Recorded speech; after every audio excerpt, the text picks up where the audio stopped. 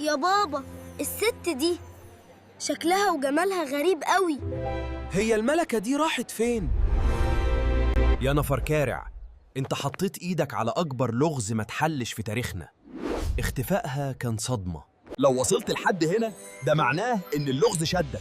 لازم بقى تشترك في القناة وتفعل الجرس عشان تشوف الاسرار اللي جاية. نفرتيتي كانت مرات الملك إخناتون. كانت شريكة ليه في قلب الثورة الدينية.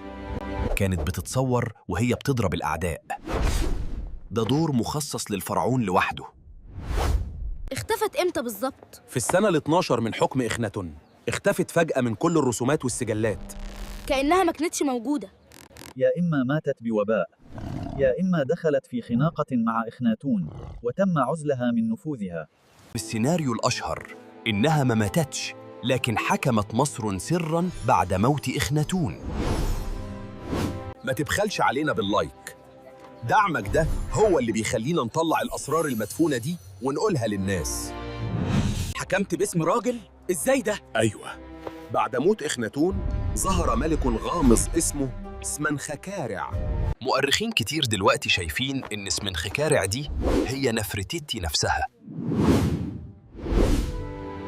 مين في رأيك حكم مصر باسم سمنخكارع؟ قول لنا في التعليقات وشير الفيديو مع أصحابك. غيرت اسمها لاسم راجل عشان تضمن انتقال السلطة وتثبيت عرش الملك الصغير نعيم. الموميا اللي لقوها في مقبرة توت طلعت أمه وأخت إخناتون، لكنها مش نفرتيتي. غرفة دفن نفرتيتي الأصلية احتمال تكون ورا الحيطة الشمالية في مقبرة توت عنخ آمون، ودي هتبقى أعظم كنز في التاريخ. يا نفركارع، نفرتيتي مش بس ملكة، دي شبح سلطة.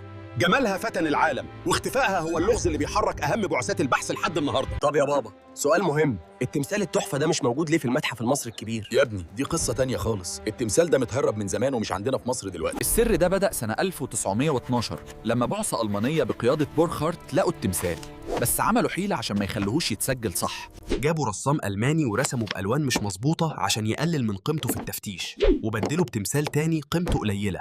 وبكده تمثال نفرتيتي طلع من مصر في صندوق خشبي صغير وراح على برلين، ومن ساعتها وهو مسجون هناك. أنا صوتي طالع لكل المصريين. أنا عايزة أرجع بلدي عشان أشارك أحفادي فرحتهم بافتتاح المتحف المصري الكبير.